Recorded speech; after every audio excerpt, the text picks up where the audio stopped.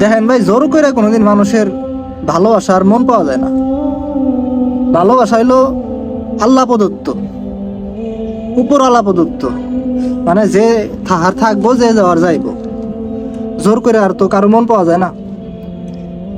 এখন তুমি আমার লাইফে আসিলে, আবার চলে গেছো।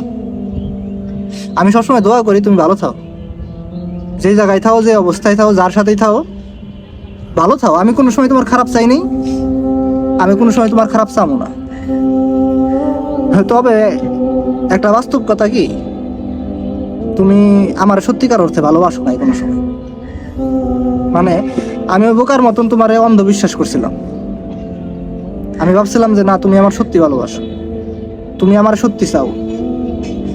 কিন্তু আমি বুঝতে পারছি তুমি আমার সত্যি ভালোবাসো নাই, তুমি আমারে সত্যি মন থেকে চাও নাই।